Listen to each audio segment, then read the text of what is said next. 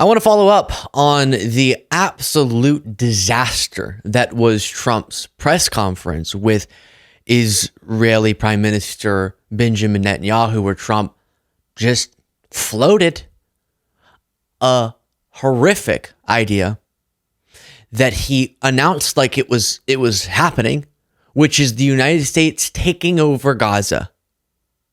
Taking over. And when asked about the time frame, he even hinted forever and didn't rule out military incursion. Now, after seeing the backlash, after the aides around him panicking over this and trying to defend it but failing, they've backed off a little bit from some of what was promised. But now there's still a wild plan that I'll tell you about.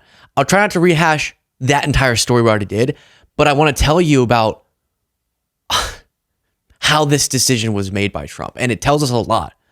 Aside from how terrible it would be that he'd think this is rational and he'd float moving potentially forcibly an entire population of people out of their home and saying we would then take ownership of that. But also how he makes such decisions is frightening, and we now have information on that. But first, let me show you. I mentioned staff of him trying to defend this and doing a lot. You saw it right after that press conference was over.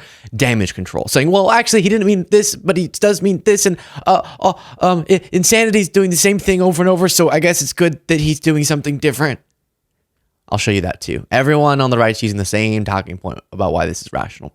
If you appreciate the show and the updates as everything feels like it's a big dumpster fire, you can click the subscribe button to support in a free way the show. About the president's announcement on Gaza the other day, which seemed to take staff members by surprise. It's something that he had talked about, but they didn't know he was going to make an announcement. A few people I've talked to who worked there at the White House, when they heard that, they said, wait, what? It's an idea. Some people think that he's laying down the gauntlet to our allies to say, well, if you don't like this idea, have you got a better idea? But the question I have is he went through the campaign saying that he wanted to get the United States out of its involvement in foreign entanglements. This would seem to be exactly the opposite of that. I don't think so, John. The president has made it clear that he will not be sending boots on the ground at Gaza. He is not committed to that. He also has made it clear that American Now they're saying that. That's not what Trump, when he got asked about it, was saying. Taxpayers will not be funding this effort. The president is trying to strike a deal to ensure that Gaza can actually be a habitable place for human beings who want to live in peace with real economic development. So remove them all. That's what he said. He said we would have to relocate them and then the world's people will go live there and it'll be a great real estate investment or something. Gosh, this proves to me that their confidence when they go on TV, it's all an act. Because if you had any integrity, you would go, well, no, number one, I quit my job. But then also, I don't know how to explain this. That's the honest approach. Before getting to the behind the scenes of the moments before they walked out and he said this, I showed this on the bonus show. If you want to support even more the show, you can get the bonus show by clicking the join button below. But we talked about this. Look at this compilation. After Trump said something that was shocking to the world, chaos was the response, understandably. Are we about to see a military takeover of Gaza by the United States? What? And then they all got synced on the exact same talking points. Take a look at this. Insanity is doing the same thing over and over again and expecting different results. The definition of insanity is attempting to do the same thing over and over and over again. And as the president and prime minister pointed out last night, as our defense secretary said famously today, Pete Hegseth, the definition of insanity is doing the same thing over and over again. President Trump is an outside-of-the-box She always says chump. It's great. And a visionary leader who solves problems that many others, especially in this city, claim are unsolvable. The president is willing to think outside the box. We might as well look at one of the world's longest problems and bring in a leader who thinks outside the box, who's crazy, may just be crazy genius. What was that? Was there an actual memo? Well, that was weird. I get that it's not a conspiracy. It happens. People, they hear this person saying it, so then they use it, and oh, that's the defense. There can be alignment without coordination. Understandably, it happens. But weird. Really, really weird. And I guess they think that sounds like it makes sense. It doesn't. It doesn't. Look at this. Mediaite reports. Trump first floated Gaza takeover pitch just 2 hours before press briefing. So he thinks it's enough time to consider in between pitching and announcing. He thinks 2 hours is enough time to consider if we should take over someone else's territory. 2 hours. President Donald Trump first spontaneously unveiled a plan for the U.S. to take over Gaza in a meeting with Israeli Prime Minister Benjamin Netanyahu just 2 hours before publicly announcing it. Two officials briefed on the discussion told Axios this wasn't on the original agenda. The day had started with plans to reinforce Trump's maximum pressure campaign against Iran.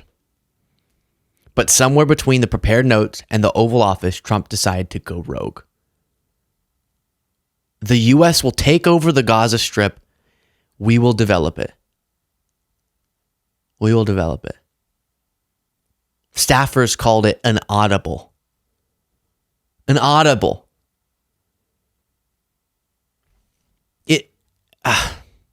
I don't know what to make of this. Let's watch some of this to remember. But we'll only be satisfied when all of these problems are solved, and we have the team to solve them, and that's going to happen. And it's going to happen, I think, very quickly. I also strongly believe that the Gaza Strip, which has been a symbol of death and destruction for so many decades, and so bad for the people anywhere near it, and especially those who live there, and frankly, who's been really very unlucky. It's been very unlucky. It's been an unlucky place for a long time.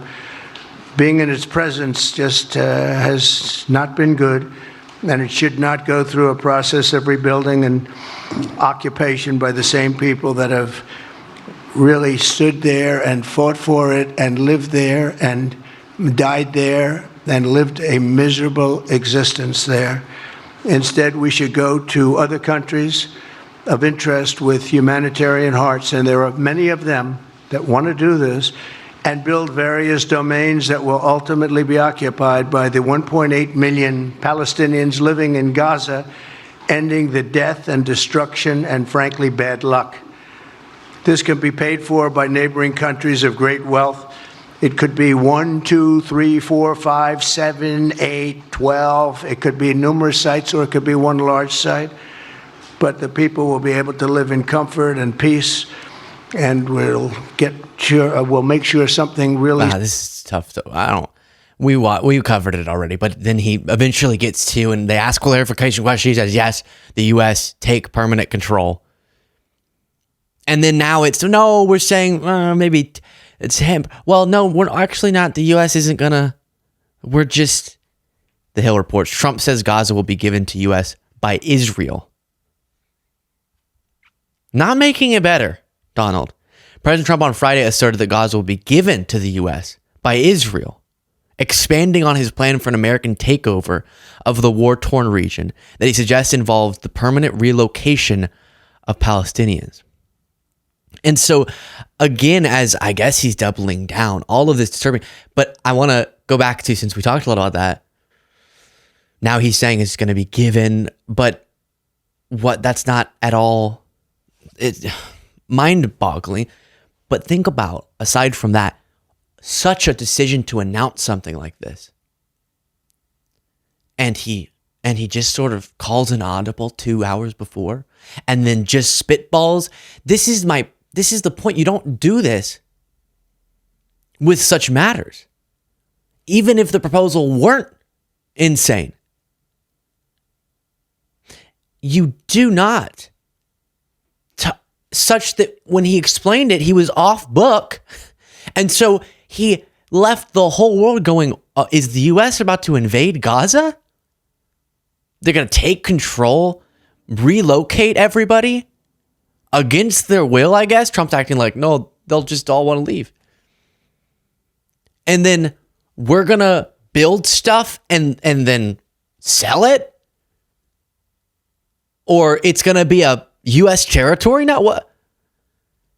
And that is something that he so chaotically and incoherently explained, such that I'm hearing 16 different explanations from different people defending him as to what he's really doing. No, that's just a negotiating tactic. How that helps us in a negotiation with who? I don't know. But it's not real. It's like if it's his tariff stuff. He's really doing the tariff stuff? Never mind. It's a good economic proposal. Oh, he's not again? It's negotiations. Real economic. It's good negotiation. Similar thing with this. This is a great plan, but also don't say it's crazy, because he's never actually going to do it, because it's negotiating. But if he does do it, it's a great plan. And then if he says he's doing it, it's a great plan until he backs off of it and says it was just negotiating, then it was good negotiations. This is what we're hearing. And then it's it's all incoherent and dangerous. He doubled down on this on Truth Social. The Gaza Strip will be turned over to the United States by Israel at the conclusion of fighting, not an ability of Israel's. The Palestinians, people like Chuck Schumer, would have already been resettled in far safer and more beautiful communities with new and modern homes in the region. I don't even know what he's saying. Chuck Schumer? What? This is really scary. This is our president posting this. You get it. And he's just, it seems, throwing stuff out. Mike Johnson got asked about this, and watch this defense. Though I know you said what the president said yesterday was bold and decisive, but yes or no, do you believe the U.S. should take control of Gaza? And is that a position you're going to reaffirm with the prime minister when he's here? Well, I look forward to meeting with Prime Minister Netanyahu. There's a lot to discuss. I've been a very close ally of his, and to be frank, for the last 4 years, I think I was probably the highest ranked member of the federal government who was unequivocally supporting Israel and the prime minister. So we'll have that discussion. I mean, he obviously has much more expertise on the issue than I do. But as I said earlier, we await further details on what exactly that looks like. This is a bold, decisive move. And bold. It's bold, he says. And behind the scenes, they're all going, what is he talking about? Oh my gosh. By the way, the non-interventionist too, that point was brought up by the Fox News host. And it's, we're waiting to hear more.